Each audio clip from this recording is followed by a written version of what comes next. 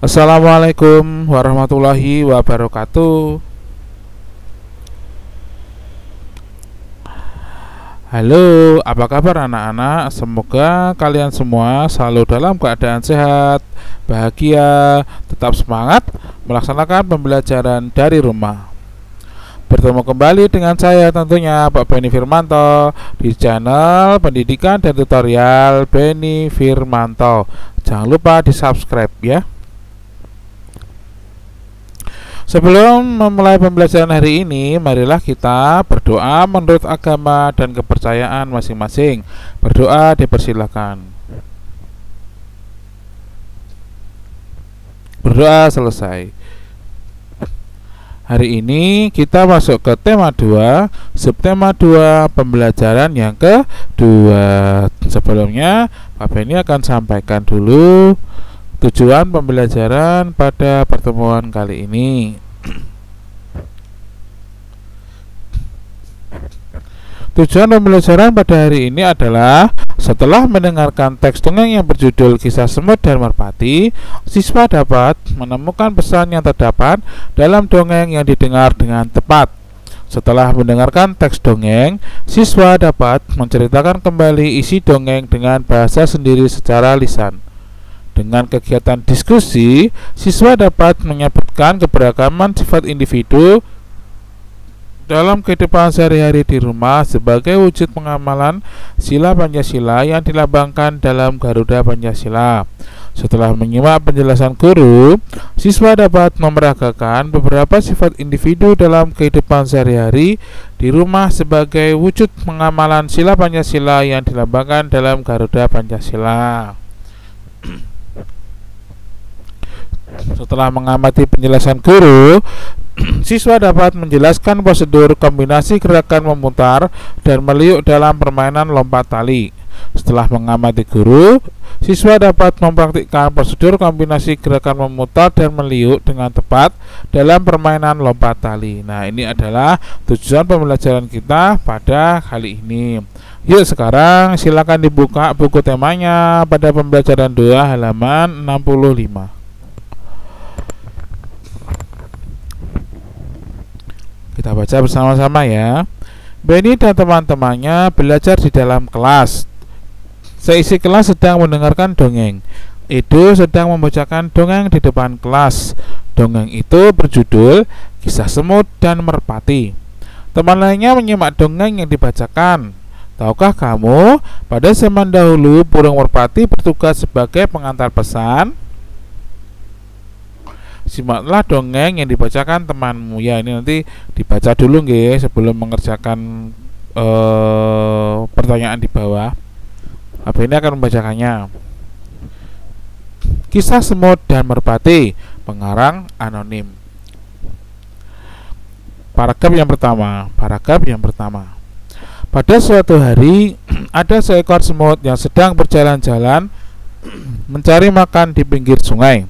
Seperti biasa, dia berjalan dengan riang dan karena kurang hati-hati, tiba-tiba ia terjatuh ke dalam sungai. Paragraf yang kedua. Arus sungai menghanyutkannya. Semut itu timbul tenggelam dan kelelahan. Ia berusaha untuk menepi tetapi tidak berhasil. Seekor burung merpati kebetulan bertengger di ranting pohon yang melintang di atas sungai. Melihat semut yang hampir tenggelam dan merasa iba. Burung merpati, paragraf ketiga ya. Burung merpati ini memetik daun dan menjatuhkannya di dekat semut. Semut merayap naik ke atas daun. Akhirnya, ia berhasil menyelamatkan dirinya dengan bantuan daun tersebut dan mendarat di tepi sungai. Tak lama kemudian, sang semut melihat seorang pemburu burung sedang mengendap-endap berusaha mendekati burung merpati yang telah menolongnya tadi. Semut menyadari bahaya yang membayangi merpati yang baik tersebut. Ia segera berlari mendekati pemburu dan menggigit kaki sang pemburu. Pemburu itu kesakitan dan terkejut. Ia mengibaskan ranting yang tadinya akan digunakan untuk menangkap burung. Burung merpati menyadari keberadaan pemburu yang sibuk mengibas-ibaskan ranting. Akhirnya sang burung pun terbang menyelamatkan dirinya. Dikutip dari sumber www.rumahDongeng.com. Nah, Ini ada 5 paragraf nggih, ada 5 paragraf di dalam dongeng Merpati dan Semut dan Merpati. Ada 5 paragraf. Paragraf pertama, paragraf yang kedua, paragraf yang ketiga, paragraf yang keempat, dan paragraf yang kelima. Nah, jawablah pertanyaan di bawah ini. Pelajaran apa yang kamu dapat dari dongeng Kisah Semut dan Merpati? Apa coba dibaca? Mungkin ada yang sama dengan jawabannya Pak Beni. Jawabannya adalah jangan lupa kita harus saling tolong menolong kepada siapapun juga, apalagi orang tersebut sudah menolong kita. Artinya kita harus tahu rasa berterima kasih. Ya, itu adalah pelajaran yang dapat kita petik dari dongeng Kisah Semut dan Merpati. Intinya adalah saling tolong menolong. Betul. Dari paragraf pertama, berapa kamu menemukan pelajaran dari dongeng Kisah Semut dan Merpati? Ayo, kira-kira dari paragraf berapa tadi pelajarannya? Nah, ini kalau Pak Beni di sini di paragraf 4. Kenapa? Sang semut merasa dia pernah diselamatkan oleh burung merpati yang menyelamatkannya tadi ketika ia hanya di sungai. Ia melihat ada seorang pemburu yang ingin memburu burung merpati tersebut. Nah, tanpa pikir panjang, semut pun itu lari menuju ke sang pemburu, kemudian menggigit kakinya. Nah, ini dia. Akhirnya sang pemburu itu mengibas-ibaskan daun karena sakitnya ketika digigit oleh semut. Sang merpati mengetahui ada pemburu yang akan memburunya. Nah, disinilah pelajaran dapat kita ambil. Artinya apa? Jangan lupa terhadap pertolongan orang lain. Harus saling tolong menolong. Ketika sudah ditolong, ya jangan lupa untuk menolong. Tidak boleh lupa terhadap apa yang sudah dilakukan oleh orang lain. Itu itu jawaban Pak Beni. Mungkin ada jawaban yang lain, silahkan disampaikan. Nanti kita lanjut. Ayo bercerita. Nah, ini Pak Beni suka ini. Ayo bercerita. Ceritakanlah kembali isi dongeng Kisah Semut dan Merpati. Nah, di depan teman sekelompokmu. Nah, ini ini ya anak-anak. Nanti coba Pak Beni minta mengirim video kembali, membuat video kembali yang isinya adalah tentang menceritakan kembali isi dongeng Kisah Semut dan Merpati di depan teman di grup WA. Pak Beni sampaikan terlebih dahulu bahwa menceritakan kembali itu bukanlah membaca buku. Pak Beni ulangi lagi, menceritakan kembali itu bukanlah membaca buku, akan tetapi mengambil beberapa inti dari cerita dongeng tersebut. Jadi tidak perlu banyak-banyak, tidak perlu membaca, tidak perlu membaca, akan tetapi ceritakanlah kembali. Artinya ceritakanlah kembali dengan kemampuanmu, bukan dengan membaca, tetapi dengan meringkas inti dari cerita tersebut apa, gitu. Di situ kan ada cerita antara semut dan merpati. Ya, semut terpeleset di sungai. Terus merpati melihatnya, yang kebetulan dia hinggap di ranting yang melintang di sungai. Kemudian merpati memotong daun dan melemparkannya ke sungai.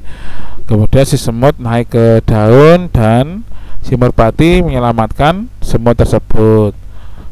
Kemudian tak lama berselang, si semut melihat ada pemburu yang ingin memburu merpati.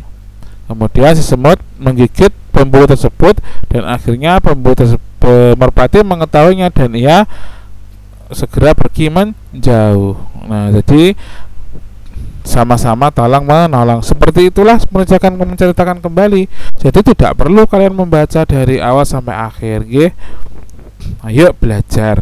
Pak Beni tahu ini masih sulit, tetapi kalau kita mau belajar pasti tidak akan ada yang sulit. Jika kamu kesulitan, silahkan bertukar cerita dengan teman. Bagaimana caranya supaya bisa bercerita kembali? Boleh, nggih. Jadi tidak harus dipaksakan untuk membaca, jangan, nggih. Cobalah belajar untuk menceritakan kembali. Nah, lanjut, nggih. Beni memelihara ayam di rumah karena ia menyukai binatang. Ayah Beni membuatkan kandang ayam. Setiap hari Beni memberi makan dan minum kepada ayam-ayamnya. Ayam-ayamnya sudah ada yang bertelur. Beni bertugas mengumpulkan telur-telur itu. Ayah Beni juga menyukai binatang. Ia memelihara burung beo. Burung beo ayah bisa bicara. Ayah juga orang yang lucu. Ia mengajari burung beo kata-kata lucu. Ayah dan Beni sering tertawa mendengarnya. Kadang-kadang Beni suka menggoda burung beo ayah. Setiap manusia memiliki sifat masing-masing. Dalam keluarga ada yang memiliki sifat sama, ada juga yang berbeda. Dari cerita di atas kita tahu bahwa sifat Beni rajin dan menyukai binatang. Nah ini nggih. Tadi di penjelasan ini, pada bacaan ini tadi dijelaskan bahwa di situ ada tokoh, yaitu antara ayah Beni dan Beni. Semuanya suka apa? Menyukai binatang. Bagaimana sifatnya? Nah, ini kan ada sifat ayah Beni. Apa aja, coba sebutkan sifatnya dari bacaan tadi apa? Nanti ditulis nggih di sini dan di sini. Kemudian sifat Beni bagaimana? Ditulis nggih di sini dan di sini. Seperti itu, nggih. Silakan dicari nanti sifatnya Beni bagaimana dan sifat ayah Beni bagaimana. Kita teruskan, nggih. Ayo kita bermain peran. Nah ini nanti dibaca dulu, nanti boleh dipraktekkan bersama teman-temannya, juga boleh pantomim. Edo paling jago kalau diminta menirukan gerak dan ekspresi wajah seseorang. Edo tahu kalau Beni menyayangi binatang. Ia suka menirukan tingkah laku dan ekspresi Beni saat mengelus-ngelus ayamnya.